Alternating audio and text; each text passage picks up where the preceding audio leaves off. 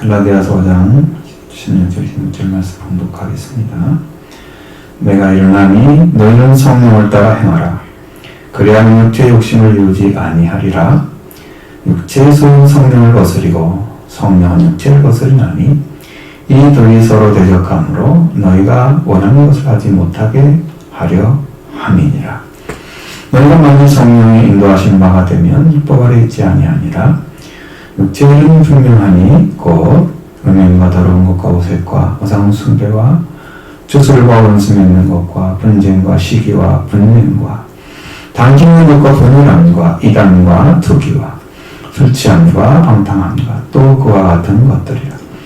전에 너에게 경계한 것 같이 경계하느니 이런 일을 하는 자들은 하나님의 나라를 유업으로 받지 못할 것이요 오직 성령의 열매는 사랑과 희락과 화평과 오래 참음과 자비와 양성과 충성과 온유와 절제니 이 같은 것을 금지할 법이 없느니라. 그런데 예수의 사람들은 육체와 함께 그 정욕과 탐심을 십자가에 못 박았느니라. 만일 우리가 성령으로 살면 또한 성령으로 행할지니 헛된 영광을 구하여 서로 노력해 하거나 서로 투기하지 말지니라. 아멘. 이 말씀이 상당히 이제 성령으로 주제가 바뀌었잖아요. 여기에서 갈라디아서 5장 22절부터 15절의 말씀, 율법의 자유에 대해서 말씀해 주셨잖아요. 율법의 자유. 새로운 삶을 살아가는 거죠.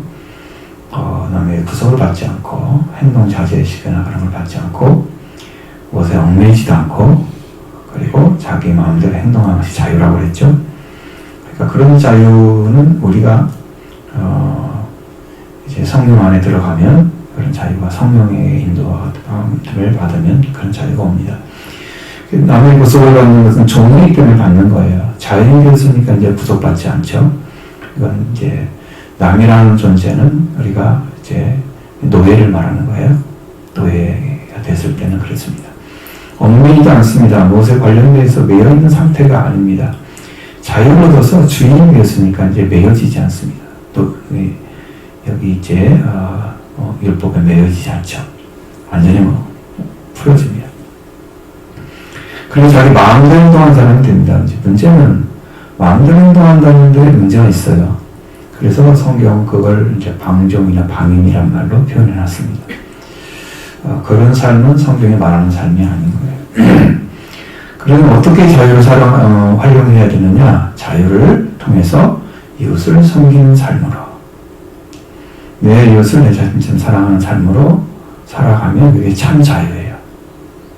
그 자유를 얻으라고 주신 거예요. 우리의 자유를 준 목적이. 그러니까 자기가 마음대로 행동하는 데 목적이 있는 게 아니고 내 이웃을 섬기는 데 목적이 있어요. 자유의 목적은. 그러면 여러분 최고의 자유를 얻은 거예요. 그럼 그게 율법이 완성된 거예요. 남을 사랑하는 데는 율법이 다 이루어졌다고 말씀하고 있잖아요. 여기는 모든 율법은 내 이웃 사랑하는 내 자신과 잘하는 말씀에 이루어졌다고 말씀하잖아요. 그러니까 여러분 이 자유가 딱 왔으면 우리 심령 안에 왔으면 섬기면 돼요. 사랑을 통해서. 그런 마음이 나오면 내가 자유를 가지고 있구나. 이웃을 사랑하는 마음이 있구나. 그렇게 생각하시면 됩니다. 그리고 이제 15절 말씀에서 서로 비난을 찍고 괴롭히고 상해를 가함으로써 파멸시켜서 피차 파멸되지 아니할까 주의하라고 말씀하셨잖아요. 굉장히 삶을 살아가는 삶에서 우리 삶이 어떻게 방향을 잘 맞춰서 살아가야 되는지 그 이하로 떨어지면 안 되잖아요. 어떤 삶으로 잘못된 길로 걸어가면 안 되잖아요. 굉장히 주의를 시켰어요. 우리의 삶도 그렇게 가야 됩니다. 그런 걸 보면 바로 성령으로 넘어가는 거예요. 성령으로. 그래서 사도 바울을 통해서 하나님께서 성령에게 행해야 할 것을 이렇게 열어주셨어요. 또 성령에게 행하는 삶을 통해서 우리가 어떤 삶을 구현해서 세상의 하나님의 아들과 왕으로 살아가게 되는지에 대해서도 말씀해주고 있습니다. 이게 본질이에요.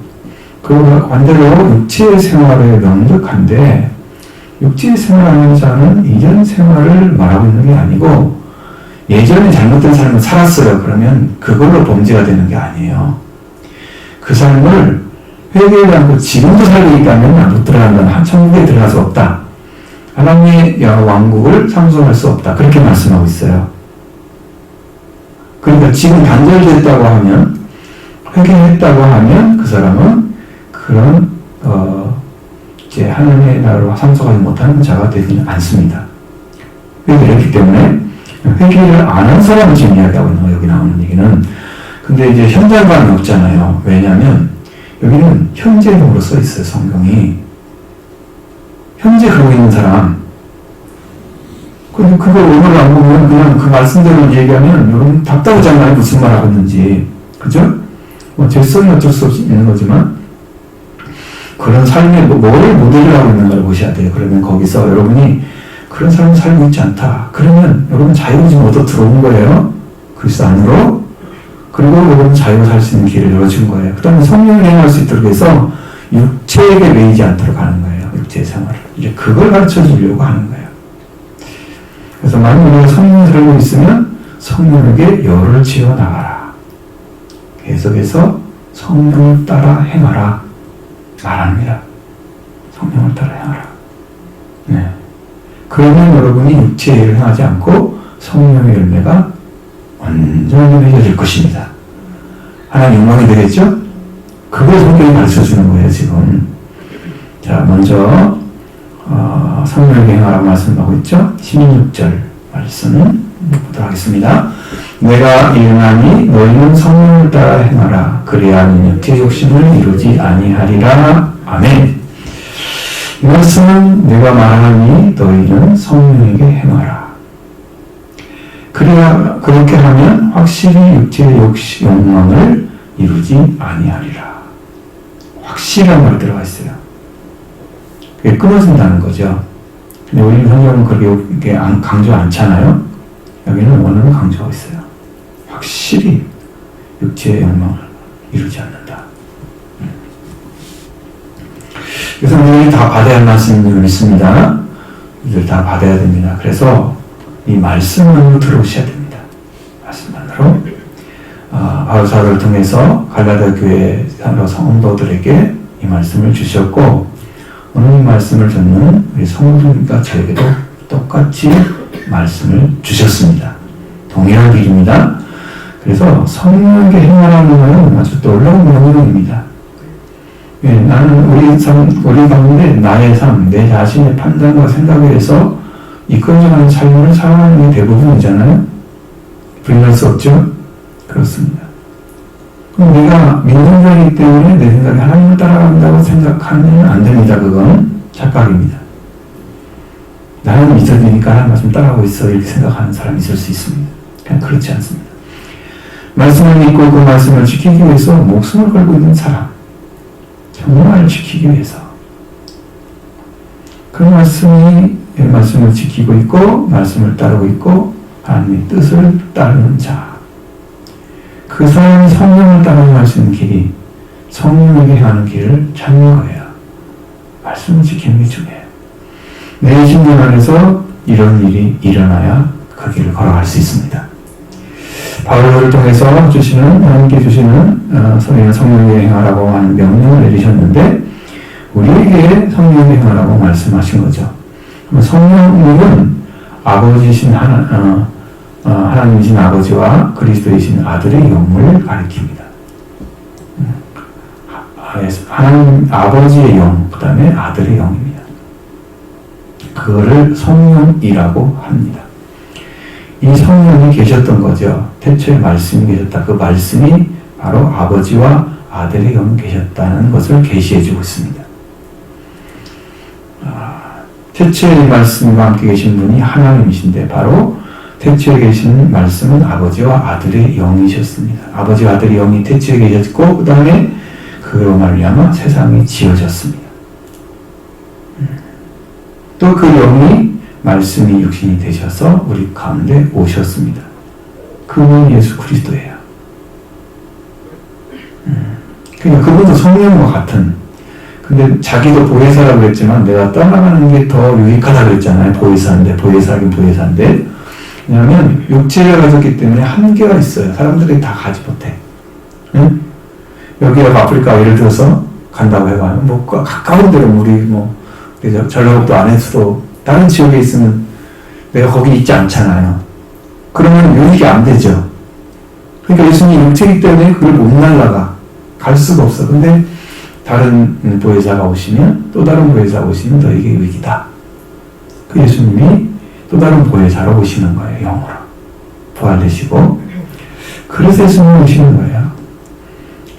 이제 우리가 성령이 됐었는데 죽은 자 가운데서 부활된 예수 그리스도와 승천하시고 예수 그리스도께서 이제 영으로 오셔서 오순절 다락방에 임재하신 거예요. 이게 바로 아들의 영이에요. 성령도 오시고 아들의 영도 오십니다. 그럼 음성이 좀 달라요. 느낌이 굉장히 다릅니다. 그래서 성령의 충만을 받았죠. 그러니까 부활되신 주님이 회개하는 자에게 성령으로 임하여 오신다.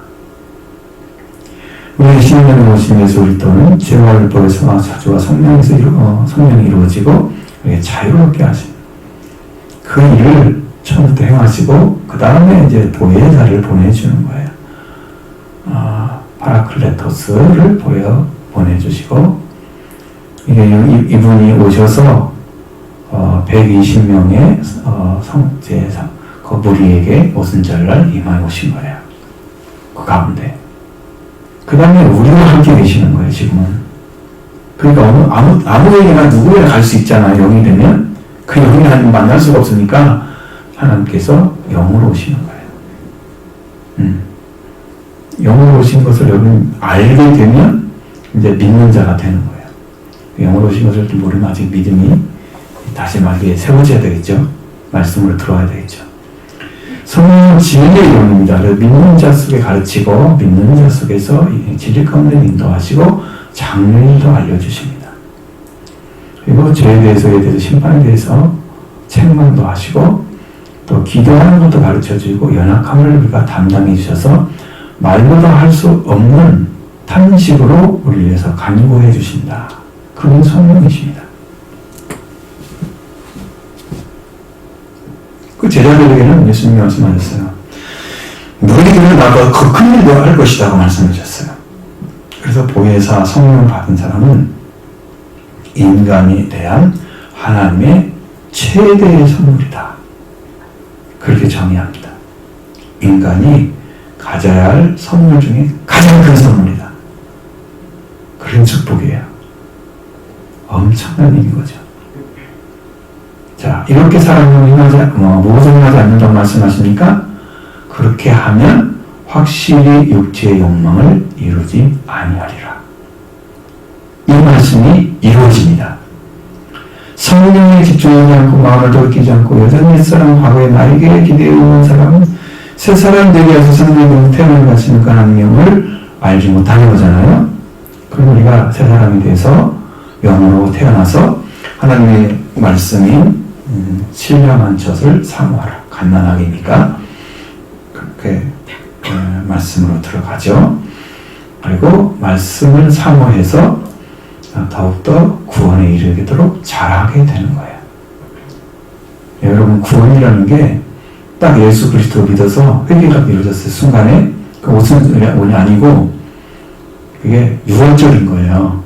이거 완전한 것이 아니에요. 시작을 한 거거든요. 마침이 어디라고 그랬어요? 제가 6월절 말씀드릴 때 마침이 오순절이라고 그랬잖아요. 6월절의 끝은 무엇이다? 오순절 터미네이션. 응? 그러니까 오순절까지 가야지 6월절이 완성되는 거예요. 6월절까지 가는 건 오순절 날이 채워져야 하잖아요. 그래야 그날 오잖아요. 그러니까 그건 우리가 영적으로 하루하루 살면서 채워져 가는 거예요. 말씀을 믿고 의지해서 더욱 가까이 가서 나중에 성령 받는 자가 되는 것이죠. 개인적으로 다 가는 거예요. 지금 대부분이. 이게 단체로 성령 받는 일은 없어요. 거의. 자, 그래서 이렇게 일이 진행되고 있다. 그러면 확실히 육체의 욕망을 이루지 아니하리라 하셨으니까 육체의 욕망이 무엇일까? 육체의 욕망은 세 가지 나타납니다. 성적인 욕망, 첫 번째. 둘째는 물질적 향유. 부자와 나사로에 비해서 부자가 누렸던 거 있죠? 그게 물질적 향유입니다. 그것만 기대잖아요. 다른 거 안 하잖아요. 날마다 호화로 연락하더니, 그랬죠? 그겁니다. 그 다른 사람의 재물을 탐내는 것, 재물에 대한 탐심, 그 세 가지가 욕망입니다. 육체의 욕망. 이런 것들이 이루어지지 않는다. 하는 거예요. 자, 사람들은 이제 자기가 가진 걸 가지고 내 마음대로 사용하는데 왜 이런 소리야? 그럼 세상에는 자유가 있죠. 하나님을 향해서는 별로 이렇게 배고픈 사람처럼 하나님을 찾지 않고 있다가 세상에서 배부른 사람이잖아요. 그러니까 세상으로 다 배불러서 세상 것은 잘 먹고 살았는데 하나님의 양식을 먹고 살지 않아서 멸망을 받는 거예요. 세상 음식은 호화롭게 먹을 수 있잖아요. 돈이 많으니까. 그걸 먹는다고 해서 사람 잘못됐다고 말하거나 어떻게 말을 할 수가 없잖아요. 누구도. 부자의 더 높은 클래스에 있는 사람들은 밥 한 끼 얼마씩인가 큰 돈 들어가잖아요. 그래서 우리가 왜 그렇게 먹습니까? 말 못하죠. 근데 문제는 이제 그 영이 하나님 말씀을 먹느냐는 거예요. 하나님 말씀을. 인간의 배는, 육체는 배불리고 먹었는데 말씀을 안 먹어서 그러니까 죽는 거죠. 멸망을 받는 거예요. 여기 문제인 거예요. 물질적 향유. 그래서 이 부자 나사로는, 그래서 부자는 음부에 떨어졌다. 자, 이렇게 말씀을 따라가면, 성령에게 행하면 확실히 육체의 욕망은 이루어지지 않는다. 확실히 말씀해 주었으며, 또 한 가지는 육체의 기소 본능은 성령을 대적하고 성령은 육체를 대적한다고 가르쳐 줍니다. 17절 말씀 봅니다. 육체의 소욕은 성령을 거스르고 성령은 육체를 거스르나니 이 둘이 서로 대적함으로 너희가 원하는 것을 하지 못하게 하려 함이니라. 아멘. 자, 이 말씀은 육체의 본능은, 기소 본능은 성령을 대적하고, 여기가 소욕이라는 단어가 아주 똑바로 나와 있어요. 언어에 그냥 기소 본능이라고 똑바로 나와 있어요. 근데 저는 이건 다른게 쓸 수가 없을 것 같아요. 다른 내용이 하나도 없고 그 말 한마디만 있으니까. 육체가 돌아가고 싶은 거예요. 육체 속성이 죄성으로 돌아가고 싶은 그 속성이 있죠? 그거예요. 그리고 성령은 육체를 거스린다. 대적한다. 거스린다는 말이 아니고 대적한다. 똑같은 단어예요. 이것들이 서로 대적하여 서로가 하고자 하는 것을 하지 않도록 하는 것이니라. 우리가 예수 그리스도를 믿음으로 옛사람을 벗어버리고 새 사람을 벗으면, 그렇게 함으로써 우리가 다 하나님의 아들을 믿는 것과 하는 일이 하나가 돼서 온전한 사람을 이루어서 장성한, 그리스도 장성한 분량에까지 이루어야 된다고 성경에 기록해 놓잖아요. 그러면 이게 이렇게 자라가는 과정이 있어요. 하나님의 아들을 믿는 것과 아는 일에 하나가 돼서 온전한 사람이 돼. 그러면 이제 내가 아는 것과 믿는 것이 동일해. 그러니까 내가 말하는 것, 내가 가지고 있는 것과 내 신앙은 똑같아. 그럼 놀라운 일이거든요. 그거 자체만으로도. 근데 이렇게 해서 그리스도의 장성한 분량에까지 이렇게 자라게 되는데, 이 일을 중간에 멈추는 사람들이 있어요. 이 과정을 걷지 않고 멈추면 육체의 기소 본능으로 돌아가려고 해요. 여기에 육체의 속성이. 이거 못 가요. 가다 멈춰버리는 거예요. 그럼 아주 띵한 거예요. 걔는 엄청 힘이 세요. 힘이 세고 고집이 세고 그 속성이, 그러니까 십자가에서 완전히 죽어버리지 않고는 걔가 안 없어져. 성령의 인도를 받는데도 이게 걔가 반항을 해. 응? 못 가잖아요. 이런 일이 벌어져요. 옛사람으로 돌아가자고 하는 본능이 막 일어나. 기소 본능이죠. 자, 이런 거 한번 이런 들어보시면 이해가 될 건데, 내가 다급할 때는 뭐 이렇게 하겠다 해놓고 그 일이 잘 되면 슬그머니 그 고마움이 사라지고 자신의 옛날 상태로 돌아가잖아요. 대부분이. 시간이 좀 지나면서. 그죠? 이런 거예요. 내용 속동집에 이찬 속찬에 들어있는데 이건 뭐냐면 감탄고도라는 단어가 있어요. 근데 한자에는 없는 거예요. 그냥 우리나라만 쓰는 거예요. 이 사람만 만들었던 단어인데 이게 뭐냐면 화장실 들어갈 때와 나올 때가 다르다 그런 말입니다. 너무 급했을 때는 막 거기 들어가지 않으면 큰일 나니까 그러다가 들어가 나오면 싹 모른 채 우리가 은혜를 받았을 때는 다 드릴 것처럼 막 뛰어 막 고백하고 충성하고 근데 어느 순간에 딱 사라지고 육체의 기소분으로 돌아가게 된다. 옛사람이 돌아오고 꿈틀기 시작하죠. 하나님은요 이걸 다 알고 계시는 거예요. 그래서 성령께서 육체의 기소 본능을 대적하게 하시는 거예요. 이렇게 서로 대적해서 너희가 하고자 하는 것을 하지 않도록 하는 것이다. 자, 육체의 기소 본능으로 돌아가게 하고 싶은 것이 있는데 그걸 하지 않도록 하는 것이다. 그게 성령의 역사라는 거예요. 성령을 대적하는 거. 그게 엄청 중요한 일이에요. 이렇게 육체 영광을 대적하는 성령으로 인해서 육체 영광을 하고자 하는 것을 하지 않도록 우리를 도와주십니다. 그렇게 해서 우리가 이 말씀을 쭉 따라가게 되면 끝까지 가면 성화가 되고 영화가 돼서 십자가를 지면 영광스러운 신앙생활로 변화가 되는 거예요. 예수님은 진짜 믿고 따라가고 생명을 위해서 기도하고 그런 삶으로 영광스러운 삶으로 변화가 돼요.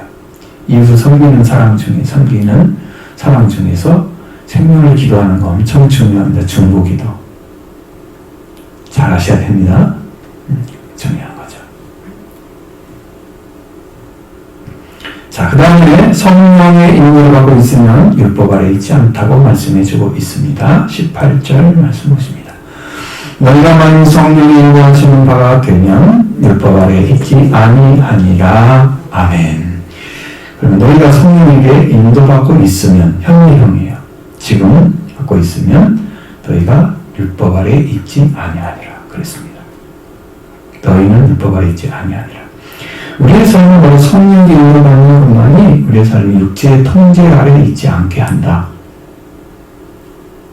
성령의 인도받지 못하면 예수님이 이루신 구원을 주신 은혜와 그 권능이 이루어지지 않습니다. 아무 일도 안 하세요. 그러니까 이게 율법 아래 들어가기 너무 쉽죠? 그러니까 자기 믿음으로 되지 않는 거예요. 성령에게 인도하신 바가 되어져야만이 그걸 안 들어갈 수가 있어요. 그 아래로. 왜냐하면 성령은 그 이상의 영이기 때문에요. 율법을 완성한 영이잖아요. 그분이 오셨잖아요. 그래서 안 들어가요. 끊임없이 우리는 성령의 충만함을 받아야 됩니다.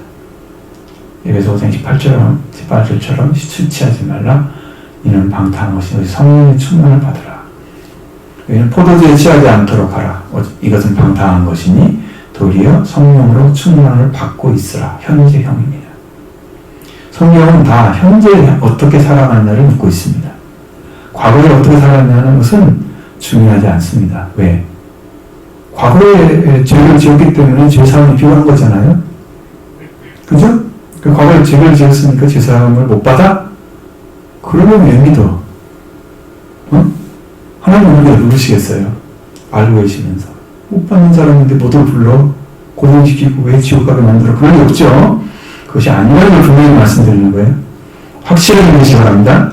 현재형이다. 성령 충만도. 육체일도 현재형이다. 계속 그런 일을 하고 있어. 범죄를 하고 있어. 그러니까 하나님의 왕국을 상속받지 못하는 거죠. 지금 벗어나서 나는 하나님 말씀 따라가려고 믿고 있다. 말씀에 들어가려고 회개하려고 있다. 그런데 왜 그걸 가겠어요?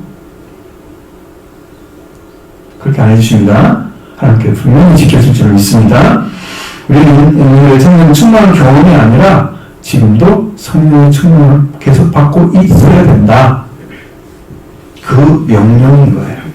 그렇게 되면 우리가 율법 아래 있지 않는다. 율법의 정죄와 저주에서 해방돼서 죄와 죽음에 해방됐는데 우리는 자유를 얻었잖아요. 그리스도를 기뻐하잖아요. 주 안에서 기뻐하잖아요. 우리가. 그분이 주님이시잖아요. 그리스도 주님. 그러니까 우리 이 세상 하나님도 모든 것을 다 얻은 거예요. 부족한 것들을 얻은 거예요. 그것만 의지하고 정말 바로 예수님과 관계 살면 여러분의 영혼의 자유를 뿐 아니라 여러분의 삶도 다 다스림 받고 하나님의 은혜 가운데 이끌어집니다. 큰 복을 누리는 거예요. 삶에서 영광스러운 거죠. 그러면서 행복함을 날마다 찬양하게 돼 있어요. 찬미로 하나님께 나갑니다. 이렇게 해줄 줄 믿습니다. 우리는 자유를 얻었어요. 우리가 율법을 얻지 않아요. 성령의 인도함 받아요. 성령에게 인도함 받게 됩니다. 자, 이렇게 이제 말씀하신 다음에 육체의 일들의 명백한 것에 대해서 말씀해 주고 있습니다. 19절부터 21절의 말씀입니다. 육체의 일은 분명하니 곧 음행과 더러운 것과 호색과 우상숭배와 주술과 원수는 것과 분쟁과 시기와 분냄과 당짓는 것과 분열함과 이단과 투기와 술취함과 방탕함과 또 그와 같은 것들이라. 전에 너에게 경계한 것 같이 경계하나니 이런 일을 하는 자들은 하나님의 나라를 유업으로 받지 못할 것이요. 아멘. 자, 이 말씀 제가 이제 다시 번역을 이렇게 했는데 이거 보세요. 이건 이 단어들 거의 맞는 거예요.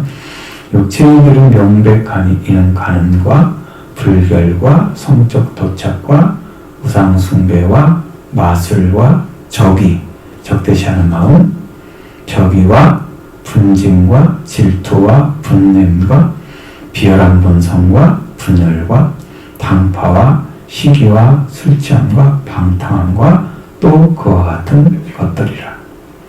너희들이 앞서 말한 것을 따라 명백하게 이와 같이 행하고 있는 자들은 현생입니다. 하나님의 왕국을 상속하지 못할 것이니라. 여러분 지금 안고 있으면 벗어난 거잖아요. 그런데 하나님께서 속죄와 벌을 펴주시고 성령 받으면 여러분 다 그냥 상속하는 거예요. 하나님 나라. 여러분 은혜 말씀이 들어간 줄 믿습니다.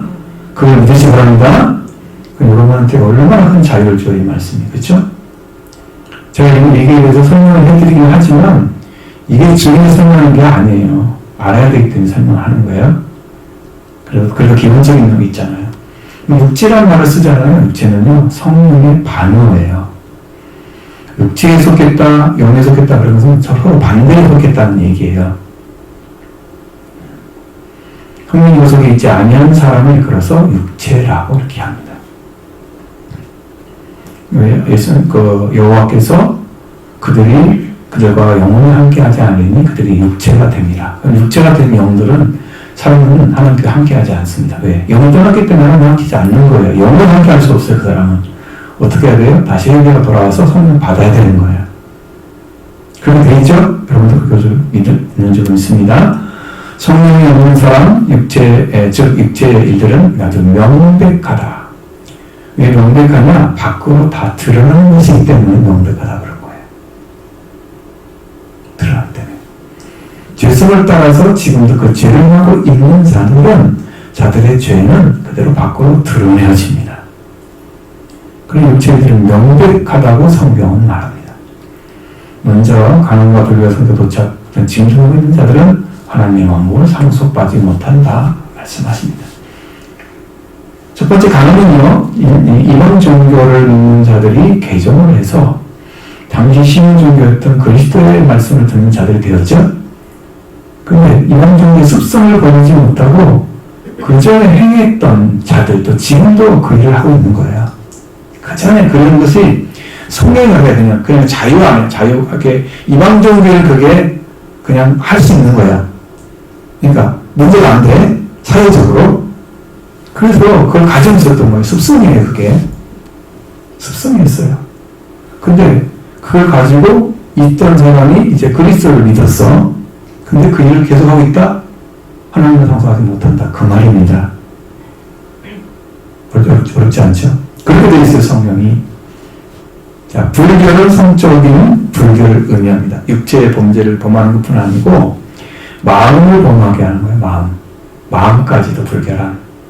성령을 더럽히면 너희를 멸할 것이다 하잖아요. 우리는 성령을 깨끗하게 해야죠. 여러분의 마음의 성전, 불경건한 욕망과 다 포함되어 있는 말인데, 이런 생활에서 벗어나도 못하고 계속 해하고 있는 자들의 경고하고 있습니다. 그들은 하나님의 원고를 상속하지 못한다. 성적 도착입니다. 이상 성욕증이라고 말합니다. 그리고 여러분 정상적인 사람들은 거의 그런 일 나타나지 않습니다. 게이 아시죠? 레즈비언 아시죠? 그 다음에 여기서 이제 좀 다른 의미가 이제 사디즘이나 마조히즘이라는 게 있어요. 사디즘은 뭐냐면 이성 성욕의 한 가지인데 이성을 학대함으로 성적 만족을 얻는다고 해요. 그 사디즘의 반대말이 마조히즘인데 변태 성욕 중 하나인데 이 사람은 이성한테서 정신적, 신체적 학대를 받아야지 성적 쾌감을 느끼는 일종의 이상 성욕 증세를 가진 사람. 그런 사람은 여러분 주위에 없잖아요. 없죠? 그러니까 여기는 제가 볼 때는 이건 말할 것이 없는 거예요. 근데 나와 있으니까 말씀드리는 건데, 자, 여러분 이것은 많이 찾아보면 다 나와요. 찾아보면 인터넷에도 많이 떠 있습니다. 그런 얘기들은. 이게 또 우상 숭배와 마술과 저기와 분쟁과 질투와 비열한 본성과 분열과 당파 이런 것들을 행하고 있는 자는 하나님 왕국을 상속하지 못한다 경고하고 있습니다. 우상 숭배입니다. 네 번째로 우상을 종교적 신앙 대상으로 숭배하는 일을 의미합니다. 그러니까 이제 지금 우리가 믿고 있는 종교다 하고 딱 들어갔을 때 거기에서 우상을 섬기는 거예요. 아이돌털이 자신이 있는 신을 구상화해서 형상을 만들거나 조각물을 만들거나 기타를 만들어 놓고 그에게 절하면서 예배드리는 행위를 이끌어서 우상숭배라고 합니다. 구약적으로 보면은 여호와 하나님께 사람이 이방 하나님 외에 다른 신을 섬기는 자들은 바로 우상숭배인 거죠. 출애굽기 20장 4절 부터 5절 하반절에는 십계명 중에 둘째 계명인데 너를 위하여 새긴 우상을 만들지 말고 또 위로 하늘에 있는 것이나 아래로 땅에 있는 것이나 땅 아래 볼 수 있는 어떤 형상도 만들지 말며 그것들에게 절하지 말라고 말씀하시잖아요. 우상숭배하지 말라는 거죠. 자, 그 다음에 다섯 번째는 마술입니다. 마술은 파르마케이아라는 단어를 씁니다. 헬라어 명사를 하는데 원래는 약품을 제조하거나 또는 약품을 사용한다는 의미예요. 약품의 제조나 사용을 말하는 단어예요. 파르마케이아 이 단어입니다. 이건 마술의 행위, 마술사가 마술적 행위를 뜻하는 의미로도 사용이 됐습니다. 여기는 그래서 마술이라고 번역을 합니다. 이것은 악의 권능을 빌립니다. 그럼 사탄이 역사하는 거예요. 실제로 마귀가 일하는 거예요. 악의 세력을 결탁해서 기만이나 속임수를 뜻하는 말입니다. 우상숭배와 아주 밀접한 관계가 있다. 그죠? 이런 마술을 통해서 속임수는 당시 로마 제국의 국가들 내에 아주 소아시아 도시에서 아주 보편화되어 있는 일이었습니다. 그걸 가지고 교회에 들어봐요. 예? 그리고 그 일을 하고 있어봐요. 어떤 일이 벌어지겠는가. 계속 해봐요. 얼마나 어지럽겠어요. 그죠? 그럼 이것이 끊어져야 되겠죠? 근데 그런 일을 하고 있는 자체가 마귀와 관계에 있잖아요? 그러니 이게 교회에서는 심각한 문제가 있었던 것이죠. 지금의 죄성부터 여섯 번째부터는 죄성부터는 인간관계에 속하는 죄성을 말합니다. 적이 있네, 적이 원수 맺는 거. 이 적에는 에크드라이라는 헬라 명사로서 적개심이나 혹은 개인적인 증오심에 의해서 나타나는 외부적 갈등을 뜻합니다. 적개심, 개인적인 증오심에서 나타나는 외부적 갈등. 그러니까 밖에 있는 거예요. 밖으로 드러난 거예요. 속으로 그런 게 아니고 드러났어요. 인간은 하나님의 뜻에 반하는 인간의 행동을 가리키는 말로도 쓰여져 있습니다. 여기에서는 뭐냐면 세상에 나타나는 증오심이 계속적으로 반복되는 것을 그 사실을 강조하고 있는 말입니다. 정신을 계속해서 품어내지 못하고 갖고서 또 나오고 또 나오고 또 나오고 계속 쓴뿌리처럼 이렇게 되는 사람이죠. 그걸 정이라고 합니다. 그걸 드러내 밖으로. 그럼 얼마나 힘들겠어요? 자기만 힘들면 상대도 그렇죠? 네, 이렇게 이런 심령은 하나님 왕국을 상속할 수가 없는 거예요. 계속 갔으니까. 이런 것들은 분쟁입니다. 혹은 쟁투라고 합니다. 다툼. 에이리스라는 단어입니다. 언쟁이나 이것은 이렇게 돼 있어요. 언쟁이나 다투기를 좋아하는 기질. 그걸 분쟁이라고 합니다. 그러니까 무슨 일을 해도 다투어. 무슨 일도 이렇게 상의적으로 하지 않고 다투는 쪽으로만 가지고 있는 기질이 있어요. 언쟁을 하거나 다투는 그런 것들을 좋아하는. 이 말대로 일명 쌈딱 그런 말 들어보셨죠? 예, 그런 어떤 조금 안 좋은 상태를 지금 얘기하는 것 같아요. 성경이 말하는 것은 파괴적인 싸움을 당시의 상품은 아니라 교회에서 전속하고 있었다는 거예요. 결국 이 말다툼이 어떻게 되냐? 분리하는 것으로 발전되는 거예요. 이게 문제가 되는 거예요. 계속 그렇게 싸우고 그러면 언쟁하고 막 다투고 계속 그러면 나중에 분리가 되겠죠.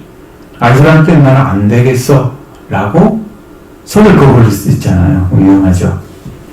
10번째는 질투입니다. 질투. 젤로스라는 헬라어 명사를 썼습니다. 긍정적인 의미로는요, 이게 질로스라고 해서 영어로는 열심. 좋은 거잖아요? 긍정적인 의미로. 근데 이 젤로스가 대부분의 경우의 열심은, 상대가 질투심을 발동할 수 있는 지나친 열심을 가리킬 때도 사용됐다.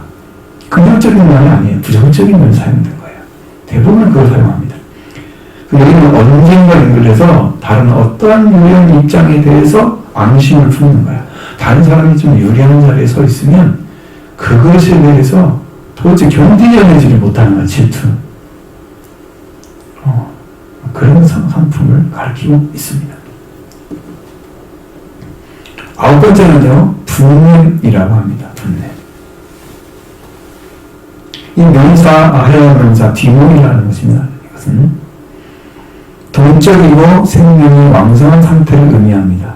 그러니까 실제로 충동, 욕구, 분노, 기질 이런 단어로 해석이 가능해요. 이 단어가 분노가 들어있는 것은 우리는 분냄이라고 번역을 해놨습니다. 신약성경에서는 분노를 가리키고 있습니다. 네? 사람의 분노와 하나님의 분노를 구분해서 사용합니다. 여기에서는 인간 마음속의 노용을 밖으로 터뜨리는 행위, 이 말입니다.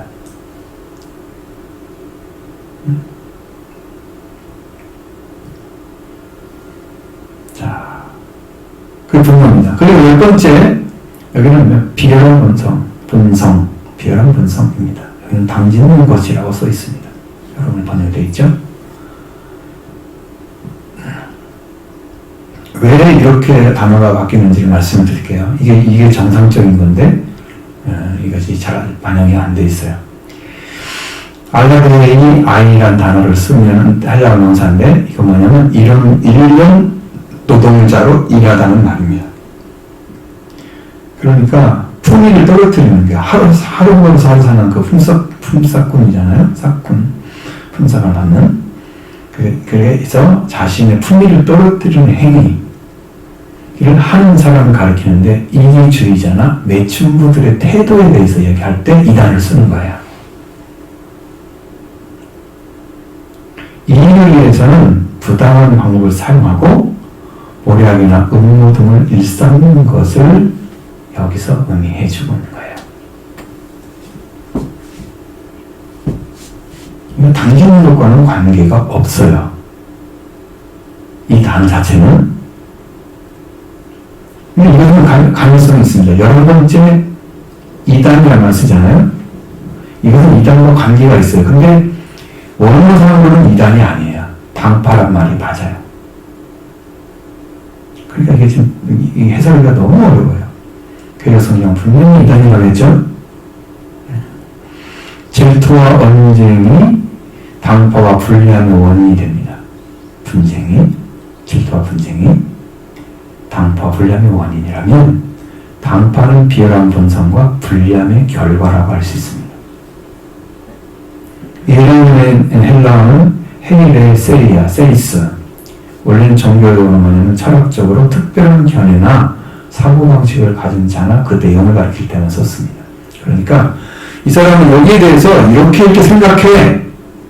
이런 생각을 가지고 있어. 라고 딱 명령을 할 때 이 하이레 세이스라는 단어를 쓴단 말이에요. 저 사람은 특별하네? 어떤 생각이 다르네? 이거 있죠? 이렇게 된 거예요, 처음에. 그러다가 이제 때로는 특정한 견해들로 뭉쳐진 집단을 가리킬 때 사용하게 된 거예요. 자, 하이레 세이스는 견해가 다른 어떤 것들을 칭하는 말로 사용되거나 후에 기독교 사회에서는 복음을 회방하고 예수 그리스도의 자기 십자가를 부인하는 사악한 자들을 지칭하는 데 사용하게 된 거예요.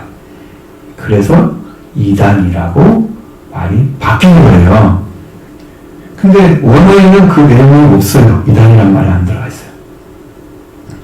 그러면 교회를 쪼개거나 여러 당파로 분리시키는 자들을 말하고 있습니다. 여긴 당파란 단어를 번역하는 이유는 원어가 종파, 학파, 당파, 그룹, 이단이란 말이 없어요. 이 중에 선택을 하셔야 돼요. 그럼 당파란 말을 쓰죠. 근데 이 내용을 쭉 보면 이단이 맞아요. 내용을 보면 저는 이단에는 동의합니다.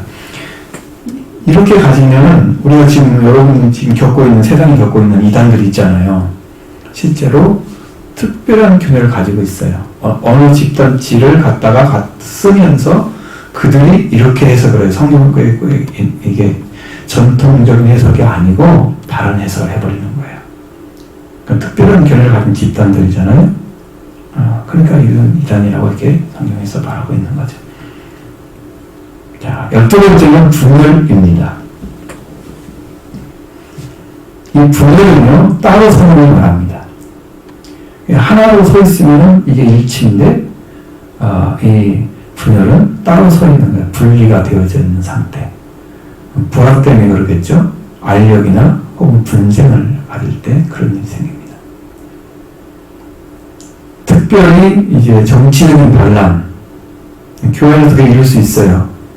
몇 명 뭉쳐가지고 어떤 사람을 공격하거나 이렇게 하는 거 있잖아요. 가능합니다. 이게 정치적 반란이나 당파 싸움에 여기에 사용된 단어가 분열입니다. 13번째는 시기입니다. 헬라 푸도누이라는 단어입니다. 젤로스와 유사한 뜻을 가졌습니다. 여러분, 질투라는 단어와 아주 유사한 뜻을 가졌습니다. 젤로스는 이제 저 긍정적인 의미도 가진다고 했죠. 열심이라는 단어로. 근데 여기 푸도이는 부정적인 의미만 사용되는 거예요. 외적으로 나타나는 질투로 남의 것에 대해 탐내는 것뿐 아니고 오히려 탈취하려고 하는 악한 행위를 가지고 있어, 이 속에. 그래서 그렇게 나타납니다, 밖으로. 그러니까 자기 것도 아니면 탐내지 말라고 그랬죠. 응? 탐내지 말라고 하는데 탐을 내는 거예요. 18번째는 술 취함입니다. 이걸 잘 들어보세요. 어떤 차이가 있는지 제가 분명히 말씀드릴 거예요. 이 헬라어 메이라는 단어는 복수로 사용해서 메다이라고 씁니다. 그러면 음주를 의미하는 게 아니고 지나친 음주를 말하는 거예요.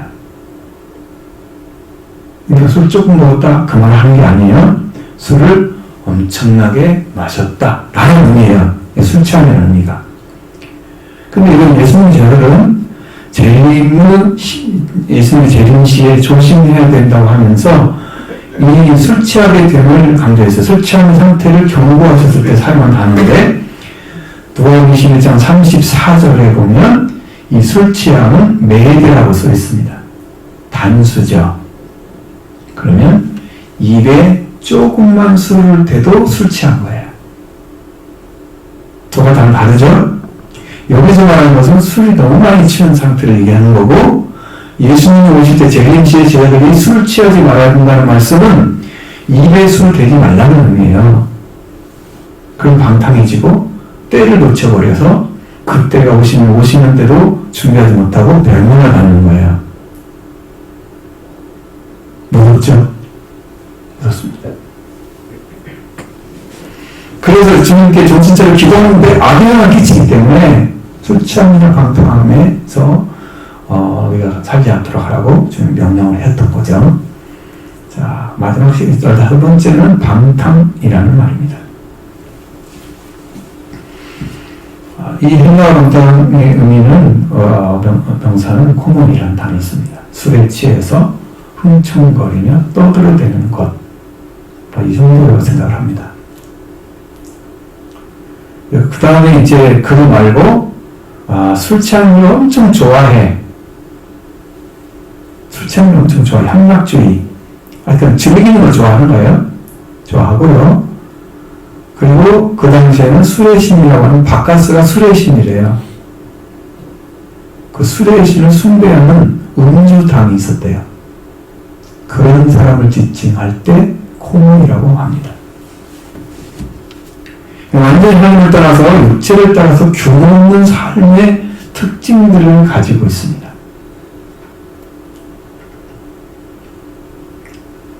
자, 여러분 들어보니까 겉으로 드러나는 것이 대부분 다 맞죠? 명백하지요. 밖으로 드러났죠. 육체이든 다 명백하게 드러났습니다. 그리고 또 이와 같은 것들이라 이렇게 드러나는 것이 또 있다면 그건 또 그 죄성에 포함된다. 육체의 일에. 네, 그 얘기하는데 그 말씀은 이제 해석할 필요가 없죠. 안 써 있으니까. 자, 이와 같은 것들은 다른 죄성도 있다는 의미입니다. 이와 같은 것들이라. 너에게 앞서 말한 것을 명백하게 이와 같이 행하고 있는 자들은 하나님의 왕국을 상속하지 못할 것이니라. 이렇게 말씀하고 있어요.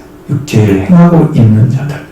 그러니까 지금 그런 삶에서 벗어나지 못하고 있는 자들은 회개가 안 이루어진 거잖아요. 하나님께 돌아오는 과정이 없죠. 그러니까 그 일을 계속하고 있는 거죠. 그러니까 그 사람들은 하나님 왕국으로 돌아와 상속을 받지 못할 것이 아주 정확하게 맞습니다. 이들은 회개 없는 신앙생활을 하기 때문에 그러는 거예요. 회개가 있어야 더 깊이 알죠, 주님을.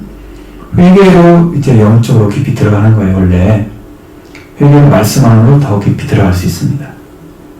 회개가 안 되면 말씀으로 잘 들어가기 못해요. 그러니까 들어가다 말고 그냥 멈추고 이렇게 돼버리는 거예요, 항상. 회개를 하면 지금 날 받잖아요. 받은 순간부터 달라져요. 한 번은 그런 회개가 있어야 됩니다. 반드시 있어야 됩니다. 그래야 속죄와 벌은 이제 해결되죠. 그리고 영적으로 태어나죠.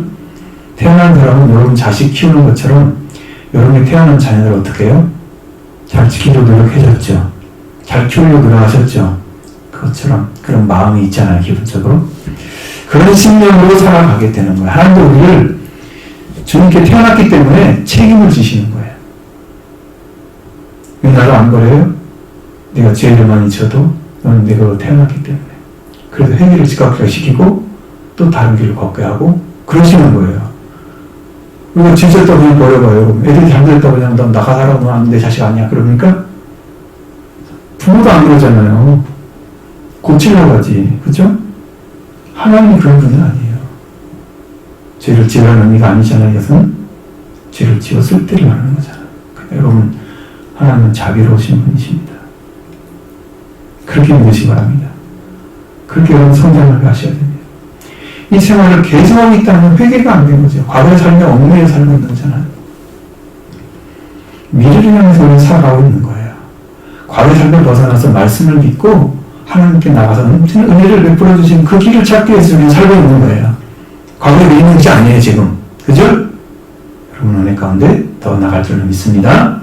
회개를 열어주시고 하나님의 아들 길도 열어주시는 거죠. 또 성령을 받는 길도, 성령을 받는 길도 열어주실 줄로 믿습니다. 그 다음에 이제 성령의 열매에 대해서 말씀해주고 있습니다. 22절부터 23절의 말씀입니다.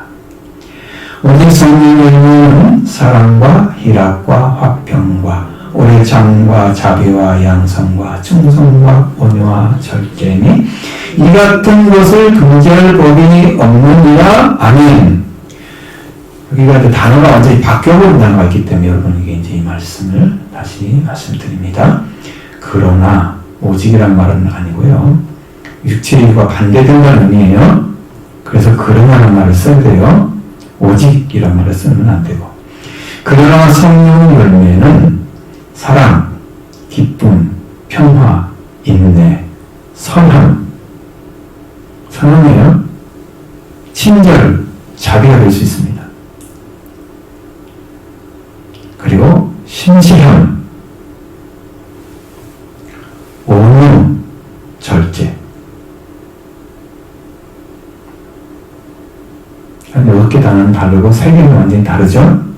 선함, 친절함, 그리고 신실함. 충성이라는 단어가 신실함이라고 써 있어요. 그럼 100% 신실함입니다. 우리 오역이죠. 오역입니다. 분명히 기독교를 믿는 사람들은 충성도 있다 이렇게 그렇게 말을 합니다. 자, 율법은 성령의 열매를 대항하지 않습니다. 율법은 육체의 일을 행하는 명백한 죄에 대해서 지적하고 그걸 정죄하고 저주가 내려지게 하는 데 사용됩니다. 율법은 죄를 깨닫게 하는 거예요.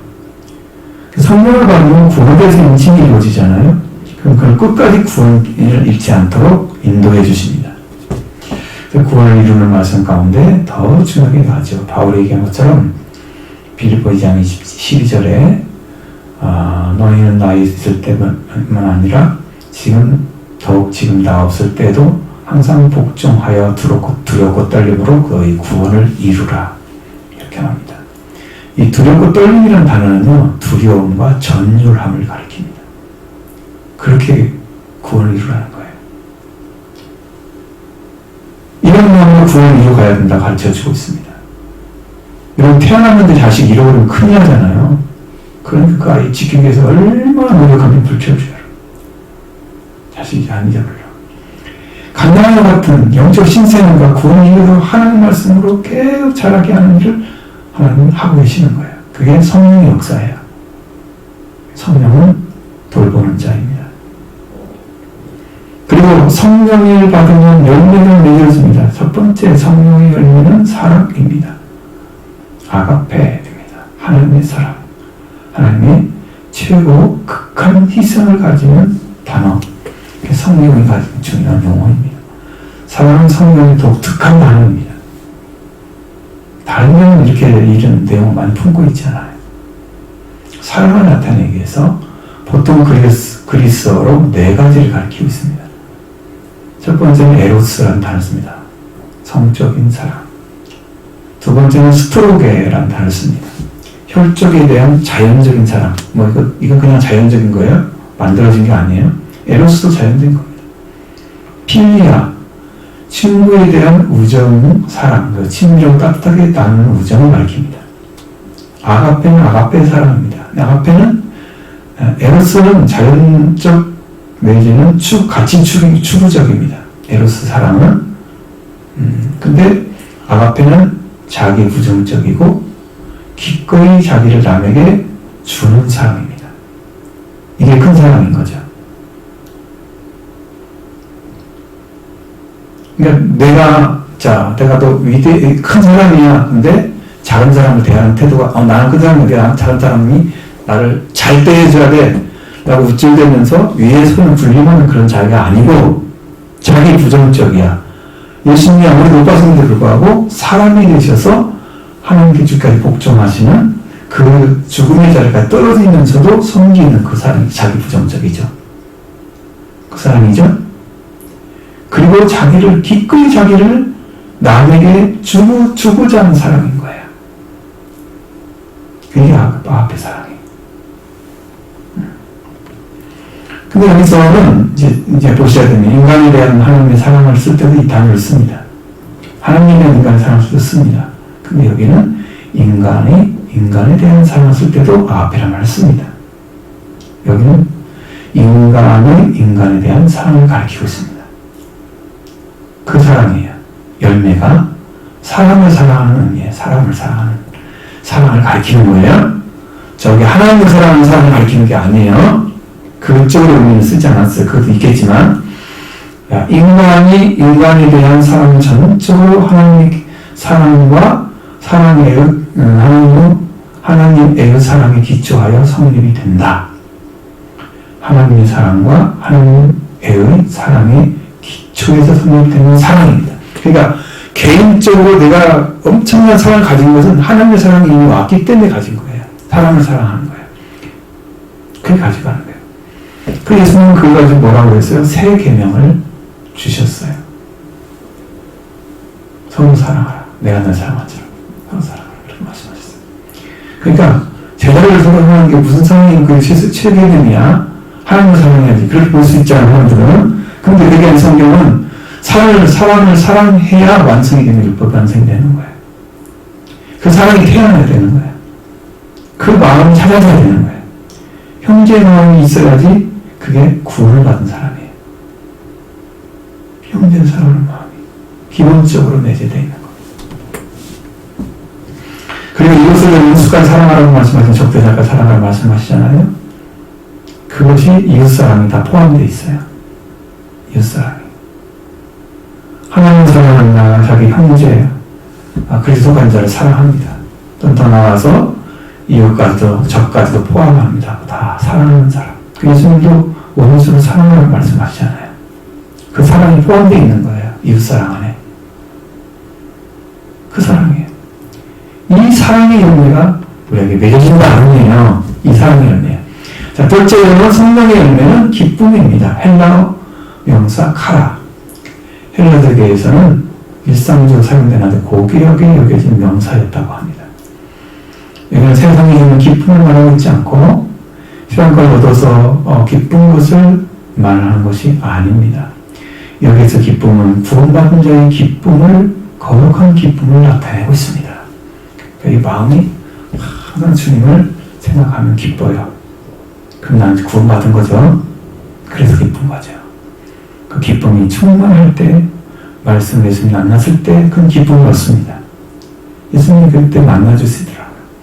그럼 하나님과 예수 그때 오는 것이 기쁨이에요. 여러분 안에 만나는 기쁨입니다. 만남. 그리고 세 번째로 사랑의 성령의 열매는 평화입니다. 에이멘에는 평화를 가리키는 단어입니다. 여기는 전쟁의 대립 개념으로 쓰여집니다. 전쟁이 없는 상태. 샬롬과 같은 거죠. 샬롬. 전쟁이 없다는 속전 상태를 말하는 게 아니고 여기서는 이 에이렌이라는 단어는 적극적인 거예요. 왜냐하면 저해되는 일도 없고요. 개인이나 공동체 생활에서도 정신적이나 물질적이나 육체적으로 자유로운 사람들이에요. 어떻게 매여있지 않고. 그리고 완전한 이성적인 충족 상태를 가리켜서 그 평화라고 합니다. 개인적인 것도 되고요. 공동체 생활도 돼요. 관계. 그리고 우리 이 말은 무엇인가 하면 결여되어 있거나 손상되지 않은 상태를 가리킬 때 에이린이라고 합니다. 뭐가 결여되어 있거나 손상되어 있으면 평화가 안 돼요. 불화예요. 이거는 불화예요. 근데 이제 이 단어, 샬롬이라는 단어가 갑자기 그리스의 에이린으로 바뀌면서 이게 내면적인 게 됐어요. 단어가. 그래서 10년 안의 관계를 좀 이야기를 하고 있는 거예요. 예수님께서 오신 목적이 뭐예요? 적대 관계에 있는 인간 관계를 하나님과 화해 관계로 만드셨잖아요. 동시에 그에서 하나님과 사람 사이뿐 아니고 인간 상호장에도 평화가 주어진 거예요. 그래서 예수님이 부활하신 후에 제일 처음에 찾아와서 제자들에게 한 말이 뭘까요? 너희에게 평강이 있을지어다. 이거 했죠? 거기 단어가 에이레네요. 근데 우리는 평강이라고 번역을 합니다. 예수님이 이러는 거예요. 하나님 관계에 충족되고 사람 관계에 충족되어 있습니다. 이제 완전하게. 그런데 우리가 안 만날 수가 없는 그 관계를 예수님이 부활해서 만드셨어요. 여러분 가져오셨죠? 그 여러분에게 주시는 게 평화예요. 그렇게 가지기를 원합니다. 나는 여러분과 하나님과 평화되기를 원합니다. 그런 관계. 그리고 평화는 눈과 관계 속에서 육체적인 일로 인해서 생긴 적개심이나 시기심은 다 제거가 되어버리고 그리스도의 부활되심으로 인해서 올바른 관계가 주어질 때 평화가 됩니다. 그러니까 심령 가운데 뭐가 있으면 평화가 안 되죠. 그래서 성령이 오시면 우리 가운데 평화가 흐른다. 찬양 나오잖아요, 평화. 그죠? 네 번째는 성령의 열매는 인내입니다. 인내는 마크로티미아 합니다. 어떤 시련을 당해도 다른 사람에게 관용할 줄 아는 성품을 의미하는 거예요. 참 어렵죠. 그럼 내가 고난을 당하는데 저 사람도 긍휼히 어떻거나 관용을 할 수 있을까요? 마음의 여유가 있을까요? 힘들죠. 그런데 그거 할 수 있는 열매를 성령께서 내어주신다. 이게 인내의 삶입니다. 그래서 이 구둥망으로 뜻한 일을 이루기 위해서 어려운 고비를 잘 견뎌내는 일. 성경을 통해서 그 인내라고 하는 거, 참고 견딘 그런 거 말하는데 여러분이 주님 오실 때는요, 이 인내가 제일 필요해요. 인내로 너희 구원을 얻으리라. 인내가 필요해요. 지금이 그런 시기와 저는 비슷하다고 봐요. 진짜 비슷해요. 왜냐하면 어떤 교회에 관한 반응도 없고 성도들의 반응도 약하고 삶도 약하고 다 떨어져 있어요. 신앙이. 코로나19 이후로 더 떨어져 있어요. 다운되어 있는 거예요. 그렇게 그냥 받지는 않았지만 그래도 떨어져 있어요. 그런 일들이 있을 때 인내로 너희 영혼이 구원을 얻으리라. 나는 그 말씀이 믿어져요. 여러분 여기도 구원하고 예수 그리스도를 구원받기 위해서 인내를 하셔야 됩니다. 이 삶을 주님께 온전히 드려서 여러분 이것을 끝내 승리로 가져가야 됩니다. 그 인내를 가지시기 바랍니다. 그리고 고린도서 10장에서 사랑의 첫 번째 덕목이 뭐라고 그랬어요? 오래 참고 인내죠. 그러니까 이게 다 들어있어요. 그 안에 다 포함되어 있어요. 인내가 엄청 중요하다. 그 다음에 다섯 번째 성령의 열매는 친절입니다. 개혁 성경은 대부분 이 단어를 자비라고 번역을 해 놓은 거예요. 자비. 여기에서는 도덕적인 선이나 관용, 너그러움, 친절함을 의미하는 원어적으로 보면 이렇게 돼 있어요. 그러니까 우리가 여기서 더 풀어서 해서 자비라고 표현할 수 있겠죠. 근데 친절함까지가 최고인 것 같아요. 이게 정확한 단어예요. 이런 성품을 자비라고 포함해서 얘기했던 거예요. 친절이라는 것은 다른 사람 대하는 태도가 아주 정답고 고분고한 그런 친절함을 가지고 있잖아요. 속성이. 그러면 여러분 마음속에는 그게 뭐가 들어있기 때문에 그렇게 친절하겠어요? 기본적으로 그 사람을 대할 때 그 사람이 귀한 거예요. 사람이. 물론 자기 이속을 위해서 장사하는 사람들은 친절하게 대할 수도 있겠죠. 그런 건 포함하지 말고 성경이 말하지 않는 것만 포함해서 생각하자는 거죠. 그런 거 말고 그런 친절을 가르치고 있으면 성령에 이르면 그 친절함이 나옵니다. 다섯 번째는 선함입니다. 아가도 신혜. 선한 사람이 가지는 자질뿐 아니라 도덕적으로 탁월한 이 두 가지를 가지고 있는 사람이에요. 선한 사람이 자질 있잖아요. 선함. 그리고 도덕적으로도 탁월해요. 인간의 선한 성품과 행동으로 이웃에게 선을 베푸는 때에 그때 선함이 나타나요.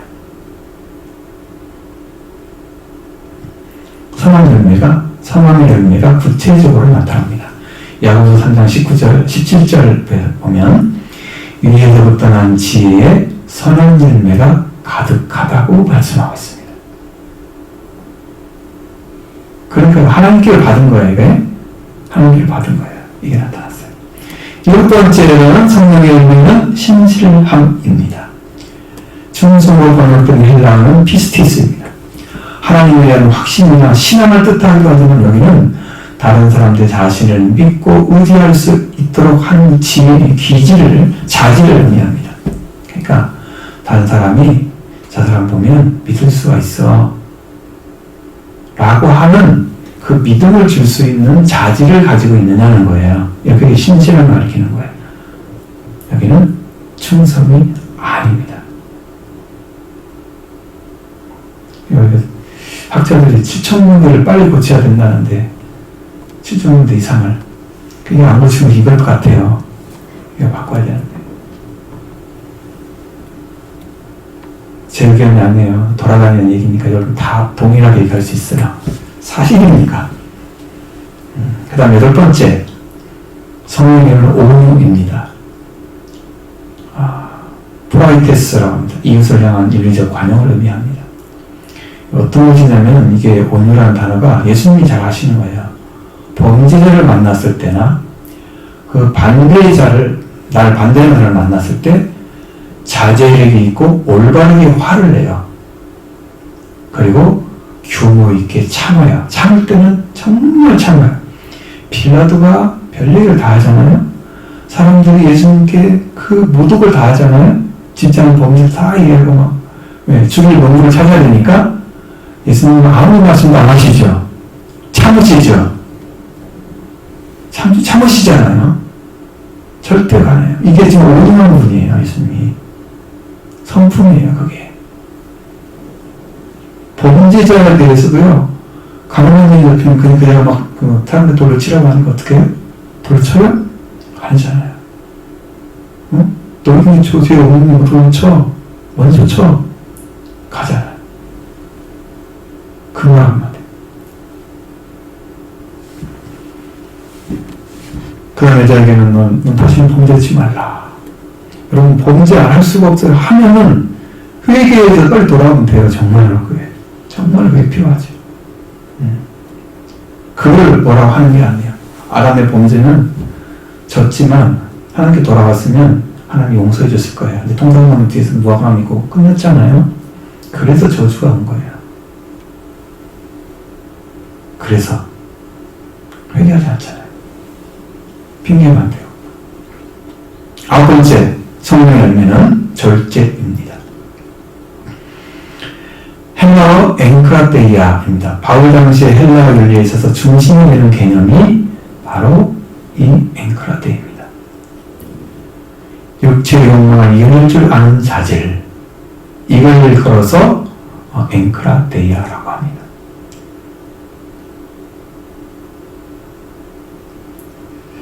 여기는 특별히 성적인 욕구에 대한 자제를 권면할 때 쓰는 단어입니다. 절제가. 포함이 되어 있어요. 거기에. 더 강조가 되는 거예요. 육체의 욕망 중에서 그 문제를 제일 크게 다루고 있다. 라는 것을 말하고 있죠. 그렇습니다. 자, 이러한 율법은 이러한 성령의 열매에 대항하지 않는다. 율법은 성령의 열매에서 대항하거나 대적하지 않는다는 거죠. 네, 이렇게 성령을 따르는 자들은 율법에 대항을 받지 않는 탁월한 성품을 소유하고 있는 거예요. 그러니까 율법이 말하고 있는 것을 뛰어넘는 성품을 소유하는 자예요. 성령의 열매는. 그러니까 문제가 안 되겠죠? 되겠습니다. 이러한 것에 대해서 대항할 율법이 아니니라. 분명히 정리하죠? 율법은 이런 것을 대항하지 않습니다. 이렇게 열매를 맺으면 육체의 욕망은 이루어지지 않고 성령에게 행하는 자들이 됩니다. 이렇게 사람을 향해서 이런 사람을 하라는 사람들 향해서 그리스도 예수의 사람들이라고 말씀해 주고 있습니다. 23절 말씀 보십니다. 그리스도 예수의 사람들은 육체와 함께 그 정욕과 탐심을 십자가에 못 박았느니라. 아멘. 이게 십자가에 못 박았다는 말은 과거로 써 있습니다. 그럼 헬라어는요, 현재형과 과거형은 엄격한 차이가 있는데 뭔 차이냐면, 과거는요, 한 번을 의미할 때 과거를 씁니다. 그럼 한 번 했으면 그 지나갔으니까 과거에 있는 거 맞죠? 그러니까 한 번은 못 박아야 되는 거죠. 이거 현재형은 계속 하고 있는 걸 말합니다. 계속. 지속적으로 하고 있는 일을 현재형을 씁니다. 과거는 단 1회죠. 그러니까 단 한 번에 못 박아야 되죠. 자, 그리스도 예수 사람들은 육체와 더불어 그 정욕과 욕망을 십자가에 못 박았느니라. 여러분이 말씀드린 적이 있죠. 그리스도 예수와 예수 그리스도에 대해서. 자, 그것을 좀 차이나게 이해를 하셔야 돼요. 예수 그리스도는 예수님이 그리스도라는 사실을 믿어가고 있는 사람을 말하는 거예요. 그리스도 예수는 이미 믿어진 사람을 얘기하는 거예요. 그리스도가 예수야. 그리스도 차이는 그리스도가 예수야. 딱 만난 사람을 얘기하는 거예요. 예수 그리스도는 예수가 그리스도를 나는 잘 몰라. 근데 그분을 만나야 알 수가 있어. 이게 믿어가는 사람이에요. 그래서 예수의 사람들이라고 쓰잖아요. 여기는. 그런 그 육체와 함께 더불어 그 정욕과 욕망을 십자가에 못 박았다고 말씀해 주고 있습니다. 이 정욕은요, 앞으로 육체의 15가지 말씀드렸죠. 육체에 대해서. 그걸 포함해서, 성적인 이론과 앞에서 이걸 정욕이라고 말합니다. 이것을, 또 이 말씀들은 욕망을 십자가에 못 박았다고 말씀드렸죠. 욕망을 앞에서 말씀드렸죠. 3가지. 성적 욕망, 물질적 향유, 다른 사람의 재물을 탐내는 것. 이런 것들이 다 못 박아져서 여기에 속하지 않는 삶을 살아갈 수 있는 그러한 성품을 찾아내도록 십자가에 못 박아져 있는 거죠. 한 번 박으면 그게 박혀져 있는 거예요. 그래서 그러한 육체들의 일들에는 이제 십자가에 들어갔고 나는 그리스도와 영원한 자가 돼서 그리스도와 함께 살아가는 삶을 추구하고 있는 거예요. 자, 그 다음에 마지막으로 이제 성령에게 살면 또한 성령에게 행하라고 말씀하죠. 25절로 26절의 말씀입니다. 만일 우리가 성령으로 살면 또한 성령으로 행할지니 헛된 영광을 구하여 서로 노엽게 하거나 서로 투기하지 말지니라. 아멘. 자, 이 말씀은 이런 뜻입니다. 만일 우리가 성령에게 살고 있으면 성령에게 열을 지어 나가라. 열을 지어 나가라, 이런 뜻입니다. 성령으로 행하는 말이 열을 지어 나가라. 성령에게 열을 지어 나가라고 했어요. 그러니까 누가 앞서가야 되죠. 그 26절은 허영심이 강한 자들이 되어 서로 격동하거나 서로 시기하지 않도록 하라. 이 갈라디아 5장의 결론의 말씀입니다. 자, 우리가 성령에게 살고 있으면요, 성령에게 열을 지어 나가라고 말씀합니다. 열을 지어가는 것은 뭐라 합니까? 앞에서 나가는 사람이 있으면 뒤를 따라가는 거잖아요. 그 앞에 누가 서 있어야 돼요? 성령이 서 계셔야 돼요. 그러니까 성령을 따라 행하라. 그 말이 맞죠? 열을 지어가는 말과 거의 같죠? 같습니다. 따라 행하란 말. 그것만 딱 따라가면 됩니다. 성령에게 행하면 됩니다. 따라가십시오. 성령에게 살고 성령에게 지금 성령이 살고 있는 사람, 성령에게 살고 있으면 내가 그분에 의해서 살고 있는 걸 말하는 거예요. 그러면 성령에게 지금 나는 성령에게 살고 있는 사람인데 성령이 내 주인 됐을 때 살아가는 것이 아니라 성령에게 살고 있는 자이면 성령께서 앞서가실 때에 나는 뒤따라가는 열을 지어가는 사람이 되라. 성령과 동행하는 삶을 얘기합니다. 자, 우리는 말씀이 다 들어가서 그 길을 걸어가게 될 줄 믿습니다. 함께 걸어갈 줄 믿습니다. 그리고 허영심이 강한 자는 필요 이상의 거칠이를 좋아하는 사람입니다. 격동이라는 단어는 몹시 흥분해서 충동을 느낌입니다. 시기는 샘물에서 미워하는 것. 자, 시계. 자, 이 말씀은 마지막으로 필요 이상의 거칠이를 좋아하는 자가 되어서 서로 몹시 흥분하고 충동을 느끼게 하거나 서로 샘물에서 미워하지 않도록 하라. 풀어서 얘기하면 이 말씀이에요. 여러분 허영심이 있으면 안 좋죠? 그런 것은 100% 제거해야 되겠죠. 자, 그렇게 하면 안 됩니다. 삶을. 자, 여러분 여기서 이제 몇 가지만 얘기하면 이제 딱 하면 여러분 다 이해하셨죠? 무슨 말씀인지. 엄청히 이제 중요하지만 여러분이 단순하게 말씀드리니까 이해가 더 빠른 것 같아요. 제가 그때는 깊이 막 파서 들은 것도 너무 어렵잖아요. 좀 쉽게 말씀드리려고 엄청 준비를 했거든요. 여러분 여기서 성령의 열매, 성령에게 행해서 육체의 욕심을 이루지 않는 삶을 살아가고 말씀드렸죠. 그 삶을 사셔야 됩니다. 두 번째는 성령 열매를 맺어서 살아가는 생활을 계속 하라는 것입니다. 세 번째는 그리스도 예수님의 사람이 되어서 정욕과 욕망 십자가에 못 박는 신앙생활을 하라는 것입니다. 정욕은 19절부터 21절에 15가지 육체의 일들, 성적 욕망, 욕망은 성적 욕망을 중성요, 다른 사람 재물 탐내는 이런 것들 십자가에 못 박아서 육체의 일을 하지 않고 그리스도 예수에 속한 일을 하고 그 다음에 그분들은 성령을 따라 행하는 자가 됩니다. 성령에게 열지어가는 거죠. 그런 삶을 살아가라. 이런 말씀하시고 이미 십자가에 다 그걸 못 박았으니까 그런 것들은 십자가에 못 박히면 그 당시 그것이 사라지게 되죠. 그러면 여러분은 죄에서 해방이 된 줄로 믿습니다. 자, 우리는 이제 그리스도의 부활로 인해서 새 생명을 살고 있으니까 이제서 성령에게 행하는 자가 되면 됩니다. 그러면 여러분 일생이 이제 최고의 복을 받는, 아까 말씀드렸죠? 복이나 성령을 받는 것은 하나님의 최대의 선물이다. 할렐루야. 이걸 받으실 줄 믿습니다.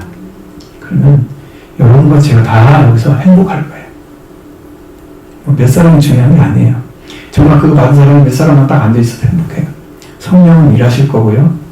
또 하나님께 필요하면은 부흥을 시키는 역사를 말씀을 통해서 말씀의 흥황으로 그 사람들이 많이 이렇게 몰려오는 성령의 말씀 있잖아요. 이 말씀이 풍성하면 몰려오도록 함께 인도하십니다.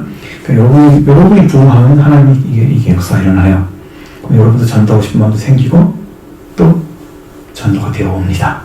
말씀 전에서 어떤 교회 다녀야지. 그런 사람 찾아오게 만들으시는 역사.